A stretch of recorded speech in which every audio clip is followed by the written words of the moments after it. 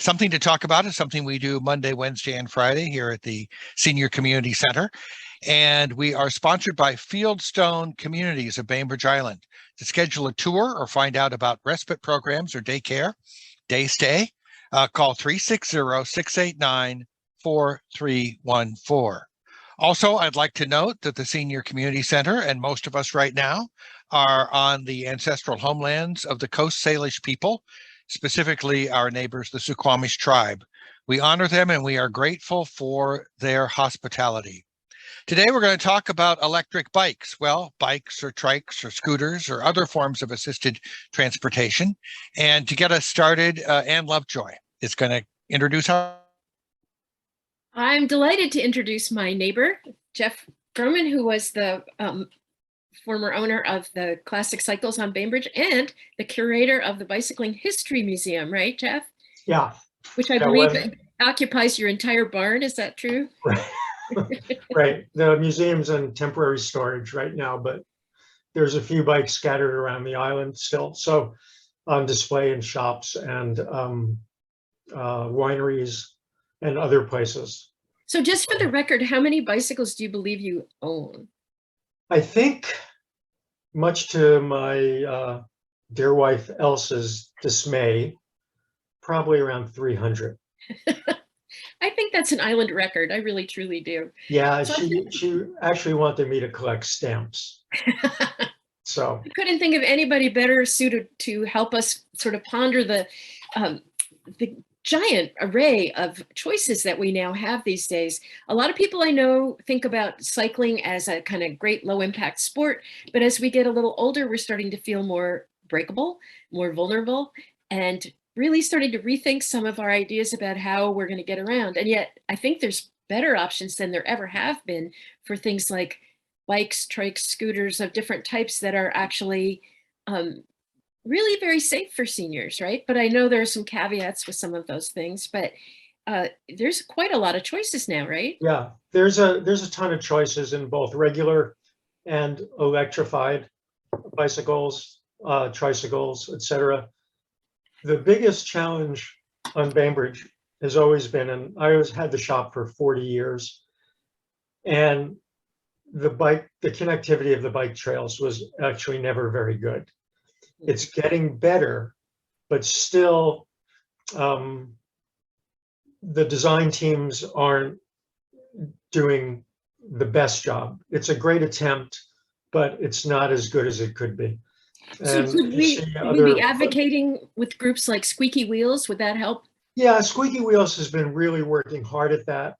And it all boils down to like funding and money. And now we're getting more people, more bikes. And I think we're going to get some movement on the bike paths and the connectivity. They've already started doing it to the schools.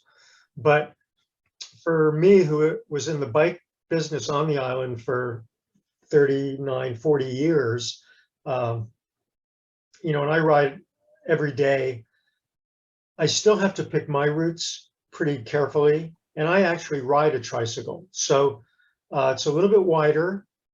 And so I can only ride certain roads. But that being said, because I'm on a tricycle, people they pay more attention to me. So they're afraid that they'll hit me, and they don't want to take the person out that's on the tricycle. That seems like a good attitude. I like that attitude. Do you think those little flags are helpful? Yeah, anything to make you visible is really helpful. Our biggest problem has always been distractions of the drivers, big cars, cell phones. And, I never used to ride with a rear view mirror. Now every bike I own has a rear view mirror, which is a really important thing to see what's going on behind you. And a front blinking light to let cars, even if they're stopped at a stop sign, they may be thinking about something else. A flashing light, actually a strobe of some sort, will kind of maybe catch their eyes. But the connectivity now between Winslow and the schools is pretty good. The bike paths are getting better. The Discovery Trail, that 1 mile, is being used more and more. And I think, with time, it has to get better because there's going to be so many more people on bikes, and we have a tremendous amount of active seniors. So, and the bikes are now, the accessibility of electric bikes and with fatter tires. And if you can balance, they're good. They're really good. They'll get you out. Well, balance is a really good point. And trikes, I would assume, would be better balanced, but I've heard people say that some of them are pretty tippy. Well, some of them are tippy. The ones I ride are what they call racing tricycles, which are a British thing. But there's a number of companies that make a semi-recumbent with multiple speeds. And by semi, I mean you're not down on the ground. So that if you were parked next to a car, you're actually at eye level with the driver of the vehicle. And if anybody wants to know where to check those out, it's a company called Sun Bicycles. And they've got some local distribution here in the Northwest. And they have a bicycle called an Easy Trike, which when I had the store, we sold a number of those. They're not too wide, they're very stable, but they're super comfortable. You actually do not have to lift your leg over a top bar. You can just basically step onto the mattress saddle with the back support. So that step-through feature is really pretty important for seniors on any kind of bike, right? Yeah, for any kind of bike. And there's also companies that make these ultra low step through bicycles where you just have to lift your foot maybe 7 inches to get onto the bike. And they're designed so that when you're sitting on the seat, you can actually put your feet flat on the ground. But when you're riding, you have a good leg extension. And there's a company called Biria, Biria, and there's a gal, I always forget her name. I think she was married to one of the Quitzlins, and she's from Germany. And she always rode this red ultra low step through bicycle in town. You'd see her everywhere. Yes, I remember. And that style is still being made. So the step through thing when I was younger was considered girly. Girly, yeah. So now it doesn't. Is that a barrier for older guys who don't want to have a girly bike? No, in fact, at the rental business I used to own down at the ferry, which I sold this past year, 90% of the men that rented electric bikes from me used the step through. And we use this bike made by a Seattle company called Rad Power. And you see their advertisements come up everywhere. They're huge. But because they were local, I chose to use those because they're as good as anything for the rental business. And the pricing was very, very fair. But their step-through bikes are very good. And now there's tons of those. Yeah, I've seen them all over the place. They're everywhere. So say a little bit about, with electric bikes, I hear that they're safe. And I've heard people say, oh my God, I didn't know how to use it. I turned the throttle too fast and drove into a wall, or it threw me off. And then I couldn't get the bike up because it was so heavy. And I'm thinking, whoa, it sounds like it takes a little more training to get on. Yeah, there's a learning curve.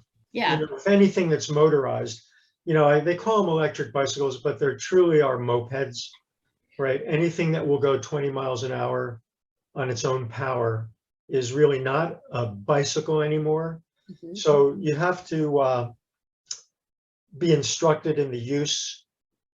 And there's a number of them that do not have the throttle, which in a lot of ways is much better because there's no way you're going to be standing there and have your hand on a handlebar and mistakenly turn the lever and the bike is going to just escape from you.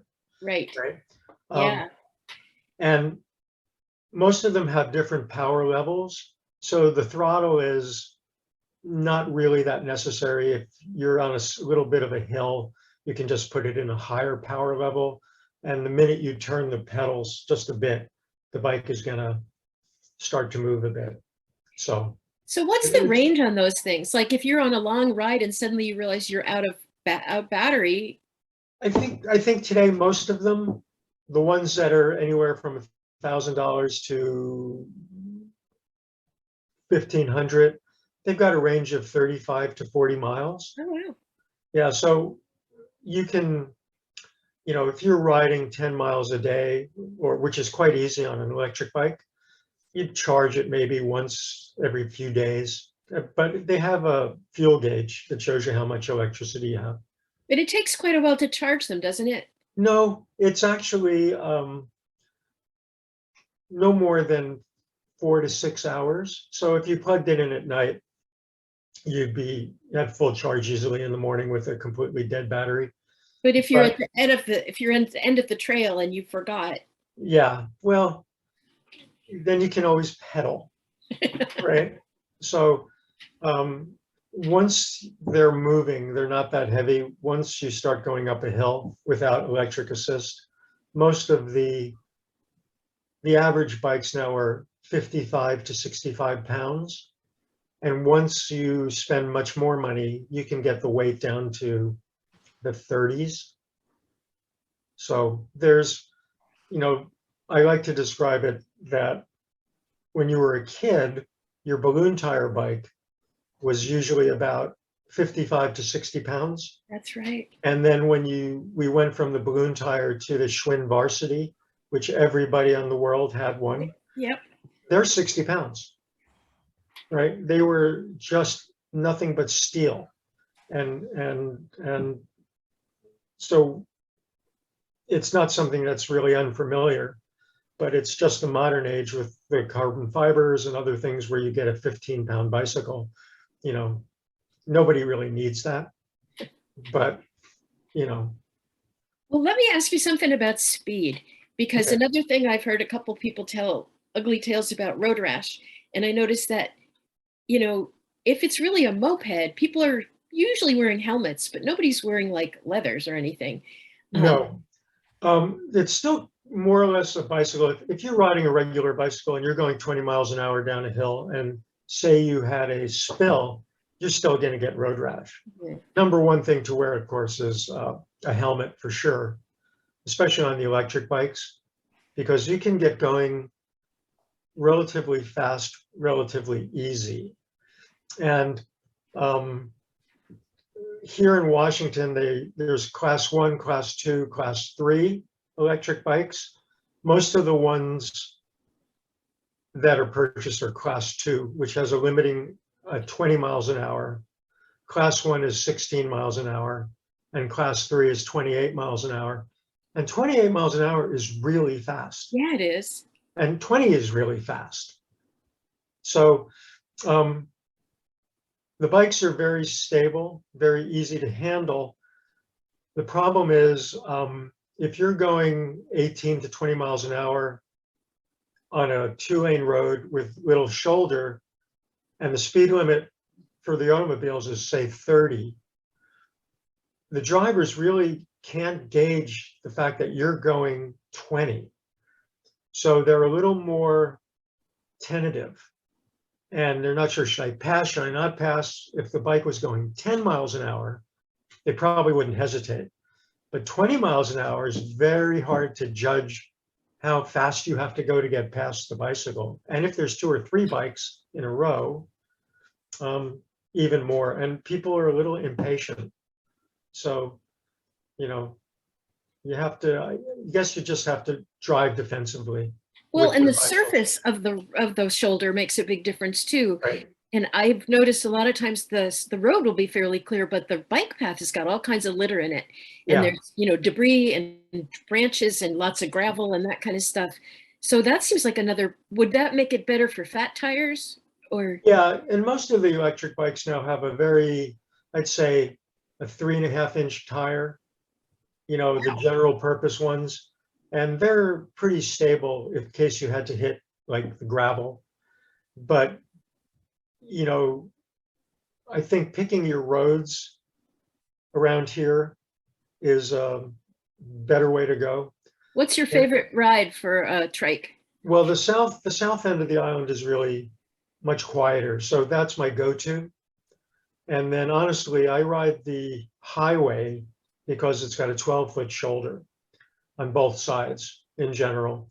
But parking at Linwood Center, doing Crystal Springs, doing Point White, going down to South Beach, it's really beautiful going through the park. So you'd have to transport a bike there, which would require a bicycle rack. And if it's an electric bike, you need one that will actually carry the bike by its wheels, so you don't have to lift it up. So. Oh, so say more about that. Yeah, so the electric bikes are very heavy. Yeah. And even I struggle with putting one on a traditional bike rack.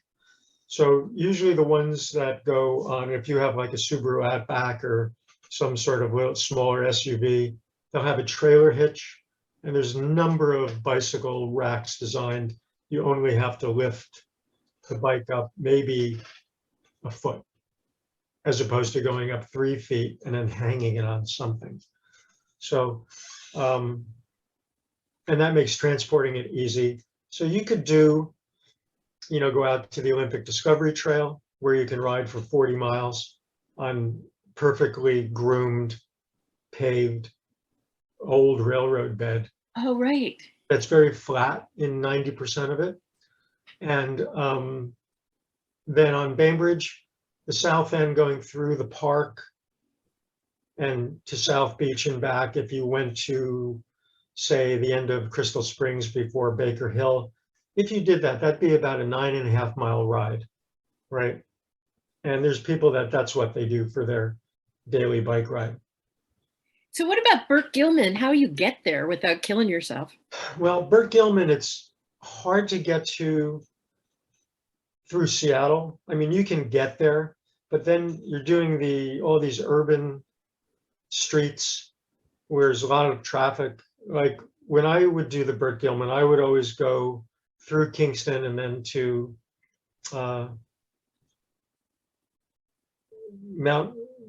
Lake Forest Park. No, Terrace.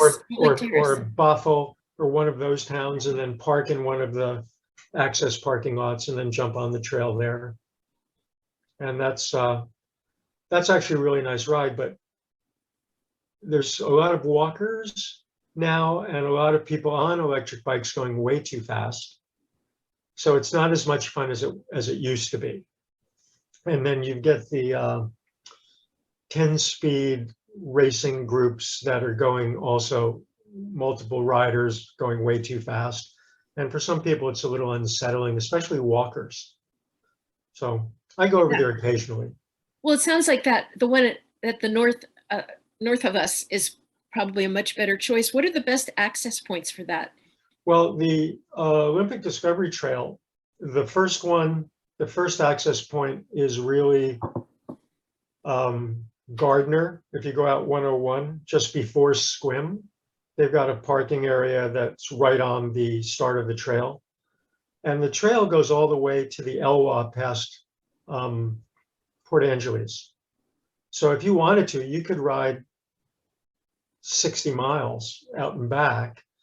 And they just finished the stretch along the north shore of Lake Crescent, which is magnificent. It's really a terrific bike path. And the Clallam and Jefferson counties have these great maps posted on their websites in the Olympic Discovery Trail. And Else and I, we would go out on weekends and we'd ride one section, say 15 miles of it. So do a 30-mile round trip. Next time we'd go out, we'd start somewhere else, do another 15 miles. And then it goes all the way out to Sappho now. Wow. Yeah, so once you're past Port Angeles and you're on the trail, or once you're past Squim, you can get to the Elwha, and then if you push further, you go on these surface roads, which are like 35-foot wide bike paths. They're just Mary Clark Road goes for miles and miles and ends up at 101, and there's no traffic. So you would never be threatened if you wanted to be a little more adventurous. Boy, if Lake Crescent Lodge was smart, maybe they'd put in a bunch of bike chargers and people Well, would come you and spend the know, night and charge up yeah, before trying to head yeah, back. I mean, that's what, what a lot of people will do that in their, their camping vehicles, have solar power, they'll just charge the batteries up at night. But if you're staying at a lodge, you just remove the battery, bring the charger with you and plug it in. You don't have to bring the bike into a place, you just bring the battery. Now, how So, practical is that for a trike, say? uh, I take my racing trike out on that route all the time, and I cross paths with a number of people with electrified recumbent bikes that are tricycles. And now I think there's 2 or 3 companies that have a very fat tire electric trike, and there's a couple here on the island, but they're heavy to transport. That's the only downside of those. Well, So and I've heard 2 people have told me that they've tipped their trikes over, and yeah, trying to go, and that I thought that sounds pretty scary. well, if you remember the tricycles you had when you were a kid, 2 wheels in the back, little platform, the typical red Radio Flyer tricycle, they were never stable, even as a little kid. I mean, you'd crash them all the time. But the modern trikes, they have these low center of gravity upright trikes that when you turn, they're not so apt to flip over. But some of them were just designed as for being in Florida going straight, and they're 3-speed or 7-speed. But the semi-recumbent ones are very, very stable, right? They're a little longer in the wheelbase, but they're very stable. And So, there's no learning curve for those. which is really, and there's also the thing about upright bicycles. What are they called? Cruising bikes now or something that is Yeah. different from the racing where you're bent Right. over. Can you talk a little about that kind of Yeah, option? so there's a couple of companies out there that do the cruiser bikes that are very much like the balloon tire bikes we had back in the 60s and 70s and 50s. And there's a company called Pedigo that their electric bike is a cruiser style bike. That's all they really do. And they're very, very comfortable. And they're 2-wheelers, but they haven't done a tricycle, but they do both men's and ladies' frames. And again, they're what we call flat foot design, so that when you come to a stop, you can touch the ground without, without being nervous about, do I have to get off the seat? Do I have to do this? You just stop, put your foot down. And then when you're ready to go, you just put your foot on a pedal. 1 revolution will kick the motor in and off you go. Because that's what I've heard for some people with a heavier bike. If you have to put your foot down a ways, there's always the chance the bike will slip out on gravel and trip you. So yeah, you have to be careful no matter what, because the bikes are a little heavier than most people are used to. but it sounds like in some cases, getting fitted for your bike will make that safer because somebody will say, hey, you know what, you should probably get a little bit shorter stem or whatever you call it. Sure, absolutely. Doesn't that make sense to have a little professional? Because some of these bikes need to be assembled too, right? They need to be assembled. Both the shops in town, my old shop, Classic Cycle and BI Cycle, they sell electric bikes. They tend to be from bicycle shops that are more high end. So they may start at $2,000 to $2,500 and go as far up as $8,000 or $9,000. In some cases, more than that. And it's crazy. My parents' house cost $11,000 in 1952. So it's like, I don't get it. But there's a number of reputable companies in Seattle. Rad Power, they have a huge facility, and you can test ride bikes there. They have small wheel ones, they have big wheel ones, they have tricycles. There's a company called Van Moots, which is a Dutch company that just opened up in Seattle. They do a men's and ladies urban type electric bike that I think is about $1,200 or $1,300.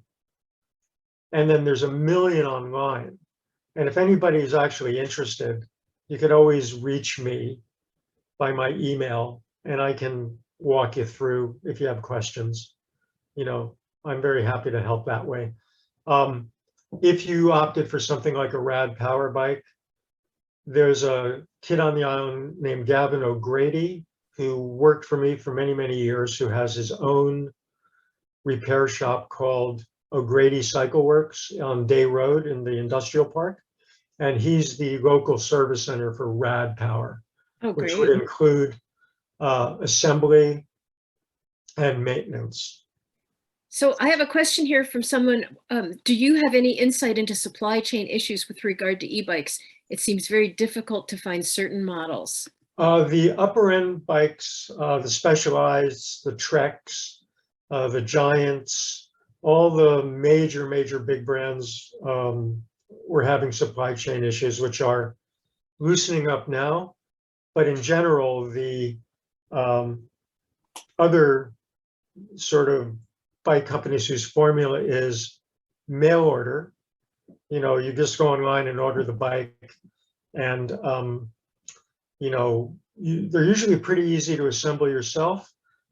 But we offered that service when I was in the bike business, and I still am assembling for people to this day because they just ask if I'll do it, and I'll be happy to do it. I've seen people leave bikes off at your house to say, hey. Yeah, that's with notes. And I haven't actually been in the bicycle business since 2000. Well, that's how I knew how heavy some of those electric bikes are, because I had to schlep one onto the porch, and I was like, holy cow, these things are really, really dense. heavy. Yeah. So Jeff, say a little about seat comfort. Okay, so seat comfort is, in the old days, everybody had a mattress saddle, they called it. And nowadays, like everything, they started to measure people's behinds, truly. And we had what they called, and I don't know if I can say this, but it was kind of an assometer, which would measure the distance between the two pelvic bones, which is in no two people are really the same. Like you can have a very large person that has very narrow pelvis, or you can have a very tiny person who's got very wide pelvis. And so saddle width is important, and padding is important. If you're an occasional rider, you can always feel comfortable on a cruiser style saddle with like a memory foam in it. But the fat saddle could also be the most uncomfortable for you, depending on how you sit on the saddle. And the thin saddle, the same way. So it's just a matter of trying different widths. And I'd say the average saddle that we would sell was possibly a maximum of 11 inches wide and 9 inches long. But there's millions of saddles that you can buy that are basically comfort saddles that have a hole cut in the middle and then extra padding where your pelvic bones go. And it's just trial and error. You'll know right away if a saddle is not comfortable. I remember having a sheepskin cover. Yeah, they still do those. Do they really? And foam pad covers. Yeah, for winter. It was our winter cover. Right. But now they have there's a number of different companies that offer millions of shapes, millions of thicknesses and padding. And they're also like women's comfort, men's racing, women's racing, prescriptions, saddles for different uses. And it depends on how you sit on your bicycle. Like if you're sitting upright, you'll want a different saddle than if you're actually on a racing bicycle where you're leaned forward and you've got your weight is distributed differently. And then too wide a saddle will give you chafe on the inside of your thighs. So I think in general, once your behind gets used to a saddle that fits you, you pretty much will cycle discomfort free. But you have to build up that scar tissue underneath those two bones. And that's just by riding. That's right. Yeah. Say a little about clothing, because I've had a number of people say, I don't want to wear that Lycra stuff. But I also know if you wear flappy pants, you can get them caught in the chain or something like that. Right. So So that's good. modern clothing, like I've stopped riding in what we call racing kit, which is like Lycra and this and that. So, but it's basically, I take my hiking gear, which is the same as cycling gear in general. And the only addition, I'll wear like a knicker, a regular knicker you can buy in the store, but not a not bicycle clothing, just hiking clothing. And I'll wear what they call a bicycle insert below it, right? Just for the pad that's in the shorts, which does help quite a bit. The advantage of the Lycra, even for in the insert, is that the Lycra supports your thighs and your quadriceps. So it actually does what support hose do, but it's for your upper legs, right? So it actually is a benefit that way. But jerseys, anything that's breathable and wickable, and the modern Gore-Tex type wind shells, or you can wear anything you already have. You don't have to have specific biking gear, except maybe for rain, which has a little bit of a longer tailpiece to keep your behind a little drier. But clothing shouldn't stop you from doing any riding. Aren't there aren't there special straps for pant legs? Yes, you can get, you can use the old tuck your pant leg in your sock, which is what we all did. You can still get Velcro straps that are reflective that will just tie your your pant leg tight. And now most of the electric bikes and modern bikes have some kind of a chain guard. So that helps as well.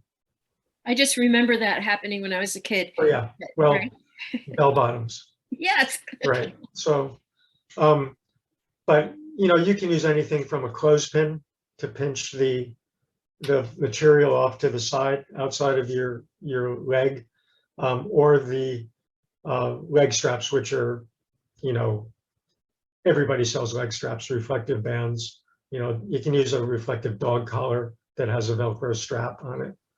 I'm just anything thinking, that works. suppose you're going to the bike shop, you want to rent a bike and you're just going to try some out. What do you wear? So you're saying it doesn't Just matter street clothes. Just street clothes. Yeah. I mean, if you're gonna be spending a ton of money on a performance racing bicycle, you'd probably bring your proper shoes that'll work with particular pedals, etc. But if you're just going to explore the world of recreational bicycles, you would go and in the clothing that you would normally ride a bicycle in. Well, what about shoes, though? That's a good point. Like, I mean, I wear Crocs all the time. Would you want lace ups? Do you want lightweight? Do you want? Again, with modern pedal technology, you can ride with a pair of Keens with non-clip-ins, because the pedals are wide surface, have little anti-slip pegs. But of course, what you want is just a stiffer sole, so that you don't develop any sort of neuropathy on the bottom of your feet, right? You really want to protect your feet. So nobody really uses toe straps anymore. They use what they call clip-in pedals, where you have a shoe that has a metal piece that snaps into a pedal. It's good for training, but for just normal riding, like in Denmark or Holland, or commuting riding, gals ride in high heels and skirts, so, Yeah. And Else, who owned a bike shop with me for 40 years, never once wore Lycra, ever. So, because she didn't like to do that. So, and we went thousands and thousands of miles on tour in sneakers and gym shorts.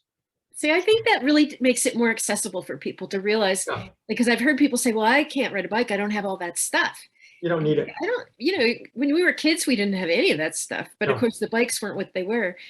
So it's like, where's the, how do we get ourselves ready to, and if you've ridden a bike as a child, but maybe you haven't ridden for 40, 50, 60 years, Yeah. what's a good way to get back into the game? I think basically, if you're committed to starting to ride again, first thing is decide how you're going to ride, what the purpose of riding is for. And then nowadays, there's a bike for every need or every use. There's so many, so much in the world of commuting now and light recreation, and just we call them normal bikes. Like, I just want a normal bike. I don't want anything that's high performance. Well, like when I owned the shop, I would ask, well, what are you going to do with the bike? Are you going to tour? Are you going to ride to work? Are you going to train? And that way, a skilled person in a bike shop can point you in the right direction of the bike. And if they try to sell you something that you don't want, that's not the shop you want to deal with. Like, I've seen on the island a dad with kids that he carried around in what he told me was like a Dutch shopping bicycle. yes, so that's called a bakfiets, which means box bicycle. And like, if you've ever been to Holland, you'll see a mom with a kid on the handlebars, a kid in a back seat, and a kid sitting across on the top tube, right? I mean, and then shopping baskets everywhere. So there's a lot of young couples have moved to the island, and the accessibility for these Dutch and Danish type urban bicycles for hauling groceries, hauling children, there's numbers of them now, and they're all pretty sensible. Would that be practical for an older person who wanted to ride to the grocery store and pick up stuff and didn't want to? I think the bakfiets would be unnecessary, but I think a normal bicycle with a good basket, would be more than enough. And now they make bikes that are specifically designed to do that, and baskets are bigger, and panniers are better, the side bags, they're shopping bag size. And I don't know if I carry 65 pounds of groceries home, because it just makes the bike that much heavier. But for light shopping, sure. See, that's No, awesome. I remember when I was a kid, right? We had a basket in front and you had those wire baskets on the back, Yeah. both sides. You could get your backpack, you could get your library books, you could get a bag of groceries or your dog or something in the front. And it was like, that was what we did all the time. And then it seemed like everything went to that kind of slick racer, high altitude drilled for weight. Sure. And now we're back to comfort, right? We can do and practicality now. And the bike companies were making bikes now that are to meet that need. So you can get a bike for any use. And I think that's one of the things that's important when if you're thinking of getting back into cycling. Just to do some, visit some local bicycle shops, see what's there, see what is, new in the, I'd say, commuting recreational world. And then you'd be surprised what exists. I mean, there's a bike for everyone. Would it make sense to rent a couple different styles and try them out for a while? Yeah, I think you could do that, but I think if you just do simple test rides, at a shop that has 2 or 3 or 4 different styles of bikes, you'll know right away, well, this isn't quite what I was envisioning. I'd want something that's a little more upright, a little more casual, something that's geared more for going from High School Road to Winslow, or maybe putting the bike in my minivan and going to the South End. It's pretty individual thing. So if there's a budget constraint, which there is for a lot of seniors, are there any options for secondhand, or how do you know you're getting a good one if you're going to get a used one? At my old shop, Classic Cycle, Paul when I owned the shop, we started doing trade-in bicycles, which other bicycle shops don't really like to do. So we built a fairly good reputation for high quality secondhand bikes. And Paul, I think, is still doing that. And the bikes that he would take in on trade were bikes that we took in were bikes that people had bought for their kids first.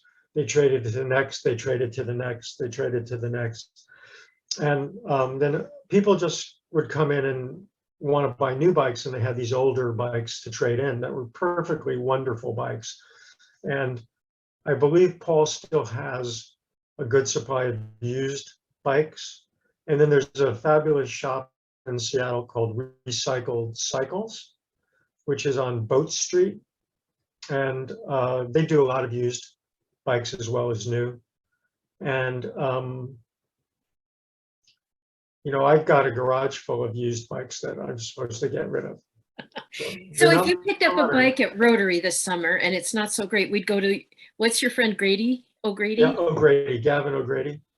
And he he'd let you know if it's worth putting any money into it, or I can also be happy to do that too. If anybody has a bike that they're not sure and they don't want to hassle with taking it anywhere, just get in touch with me. I'll come look at it. That's very generous, Jeff. Yeah, I do it all the time. I guess I want to open it up to questions, and I want to ask you, like, what kind of standard advice? I mean, we've covered a lot of things, but have we missed anything? What are the kinds of things you would say to somebody who really was just getting back going, or if they weren't, you said, how do you want to use it?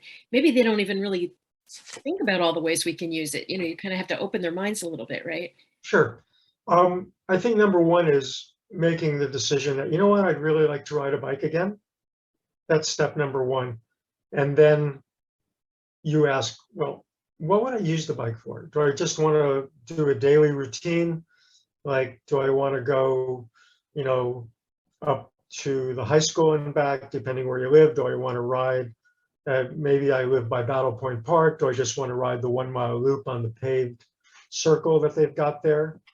Do I want to just go down to Fort Ward where I know there'll never be a car, and park and just ride through the park 2 or 3 times? And you can count on going to South Beach to the bottom of Toe Jam Hill. You'll very rarely have to deal with traffic. Well, talking about South Beach makes me think about the hill and thinking about different kinds of brakes these days. Sure. First off, best thing is not to go up really steep hills, right? There's no reason to, especially something like Toe Jam. You've got nothing to prove, right? But brakes are much better now. The old days, it was pedal backwards brakes, which were basically useless. But right. Modern bicycles all have one of 2 forms of brakes. One is a disc style, which is just like a disc on a motorcycle, but of course, built for bicycle use. And the other ones, which the rubber pads that still touch the rims, and they still work fine. And they're very uncomplicated. The advantage of the disc brake on an electric bike is they're a little more powerful. And because the bike is heavier, they do help stop faster, and more solidly. So. And sometimes that can send you head over tea kettle, right? Very rare. I've really never seen that. The only time is when you have a European person that the brakes, like normally in America, right hand is rear brake, left hand is front. If you're a motorcycle rider, left hand is rear brake, right hand is front. And then if you're European, some of the bikes are set up, regular bicycles are set up just the opposite. And the only time I'd ever seen that happen was a European bicycle rider figured that the left hand was the rear. And then, the new brakes are very effective. So they kind of just sort of put themselves in a little situation. Laura. Yeah, I haven't really ridden a bike for a very long time. I have one in my garage that I've not used here because I have too many hills, but, and I have 3 gears. But on the braking, now, I always thought you did both at once, but no, I'm You do. like, there, You do. okay. You basically use both brakes, but you would favor the rear wheel Okay, and control stop with the front all at the same time, okay, right? So basically use both brakes. But knowing the front brake is the more effective one, you would Oh. favor the rear and then just gently use the front. But if you have a 3-speed, mhm. maybe for around your town in Winslow, that'd be fine. Yeah. But in general, you need a few more gears than that. Yeah, yeah, Around no, here. I'm like, I live actually at the top of Fort Ward Hill. Okay, And so like, yeah, I'm like, maybe someday in my dreams I would be able to ride up the hill, but I don't think so. but like I tell you, I take the electric bike down there all the time, and Fort Ward Hill from the water side, from the park side, Mhm. is Yeah. actually more fun than Fort Ward Hill from the Blakely side, because that's Oh, no, there's no. so many blind corners. Yeah. I drive down there and I'm always very nervous and Sure. conscious that there might be a bike or a Yeah. person or deer or whatever, but yeah. When we had when I had the rental shop, one of the routes was up Fort Ward from the water and down to Blakely. And on my cue sheet, I would have to, in big bold letters, that when you start down Fort Ward Hill going towards Blakely, you have 3 S curves, Yes. one to the right, one to the left, one to the right. But when you come out of the last one, you're heading downhill, you're going too fast, and the stop sign's right there. Mhm. And so they all went slow, but that's a very dangerous hill. Yeah, it Yeah. really is. So It's almost worth going around to Toe Jam. it is. Come down Country Club. Right. Yeah, yeah. Yeah, yeah. Robin, did you have a question or? Yes, I have a question. I used to ride my bike everywhere on the island, and I'm 74 now. I have some health issues and some muscle and balance issues. So I would really seriously considering a electric tricycle, because there are hills, little hills from where I live over near Ferncliff and Byron. And my husband is an avid bicycle rider. He's on a week-long trip right now in Zion and Bryce. So I have 2 questions. When you were talking about a special rack to put on the back of a Subaru for an electric bike, which is heavy, can those types of racks also accommodate electric trikes? That's Yeah. number 1. Yeah, Okay. there's different, if you see there's some people that have these electric,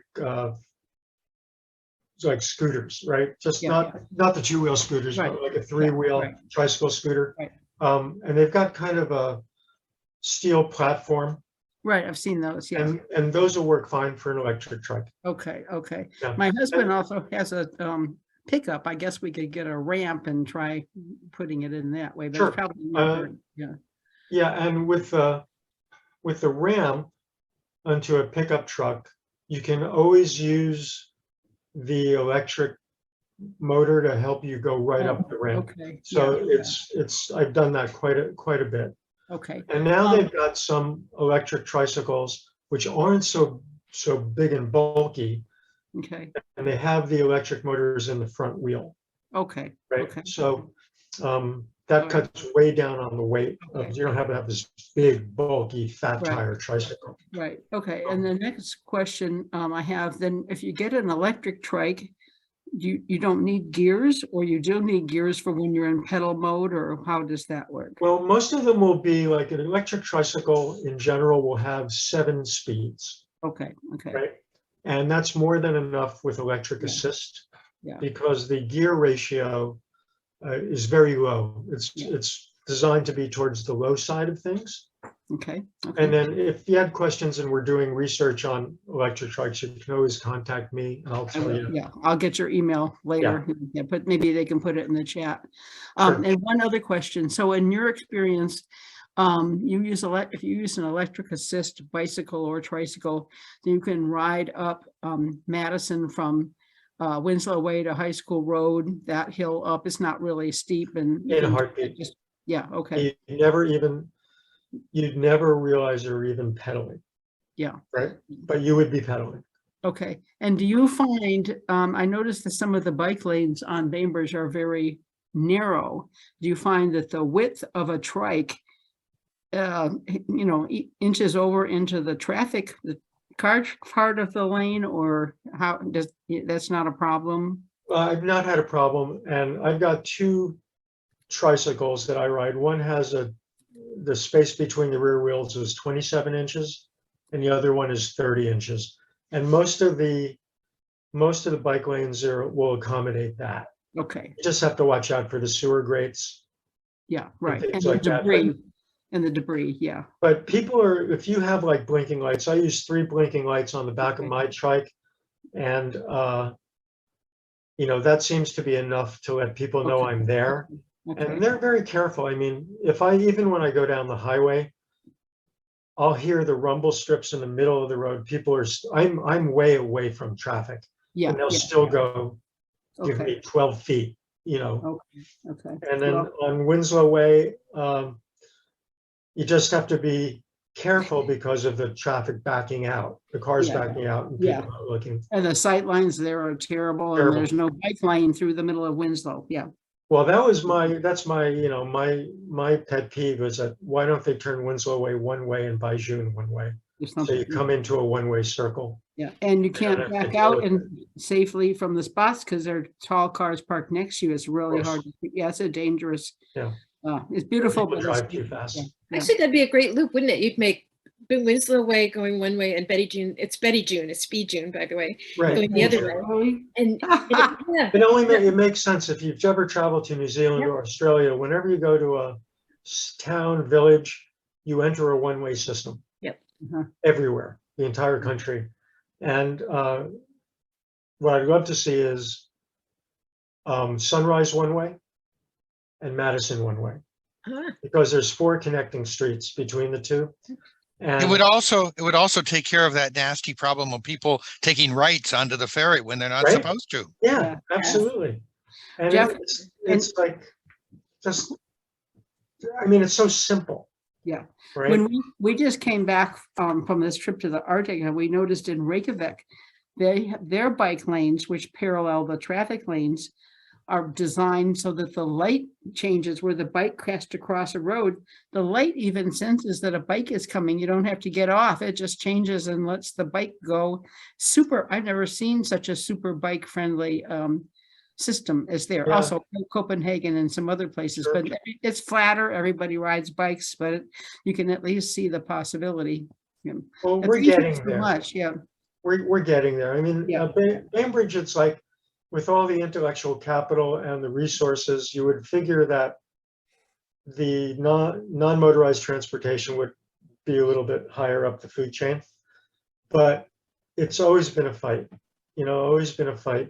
It's Like, one of those things. I think there's a lot of intellectual acceptance for it, but in reality, it's inconvenient and expensive. right. So it gets shoved to the back. I did put Jeff's email. Thank you so much for offering that in the Oh, chat. sure. No, I'm happy to help anybody about anything when it comes to this stuff. I don't have a dog in the fight anymore, so I'm good. Well, that's actually super helpful because you're not trying to sell us anything. So we can No. say, you might say, honestly, I wouldn't do that. Or yeah, I think I would. It's really hard when you're going to back to something you haven't really been part of for a long time to kind of assess all those changes and Sure. make sense out of what really matters. And, maybe we all have sort of memories of the way things were that aren't the way anymore. And so it's great to have somebody who can help us kind of catch up with what's the scene now. The gal that bought the rental business for me in May, she's a long-time Islander, young gal. The Hanson family, her name's Karis. And I know she does road tests on the RADs, and she has what they call the RAD City. And that would be kind of an all-purpose, general-purpose electric bike if anybody wanted to try one. And I'm sure she might have a minimal fee for a road test. And I'm not sure what her association now is with the Rad Power Company, but we were a test ride center when I owned the place. I don't know if they're doing that anymore, but not because she didn't want to. But I think the company wants you to go to Ballard and test ride bikes. So. Anybody got a question we hadn't covered or anything you wanted to ask before we let Jeff go? I have a question. Those of us that, have been riding the regular touring bikes, how practical is it to try to put an electric bike on those racks? Say you have, a good solid 2-inch receiver. It's quite easy, Tom. You can, the only thing about the electric bikes is they weigh a lot more. So if you have an existing rack, that was the old school one with 2 arms, Yeah. they're a little harder to put the bike on, only because you have to lift it. And then because the rear wheels are so heavy, they're a little unstable. Yeah. But the ones that fit right into the 2-inch hitch, there's like the company Thule, they've been around forever, and Yakima. Yeah. They both do kind of a classic hold by the wheels rack. I think the Thule one that I have is called a T2 Classic, which is a 2-bike carrier, and it's really super simple to use. So, I mean, technology is pretty good, and you don't have to be a rocket science to figure it out. Okay, thank you. Sure. Well, wow, Jeff, you are so informative. This is awesome. I love I better be after being in the business my whole life. I know, but it's just so great because you have really been there, done that, and seen what happened on both sides. And it's so wonderful to have this balanced perspective. So I really appreciate you're not just showing up here, but offering to kind of support some of us through decisions down the road. That's extremely kind. And Yeah, my pleasure. yeah, no, I think everybody here probably. And I would like to thank you, Anne, for being so prepared and having such a wonderful set of questions. It really laid it out for us. I thought I was going to have to talk.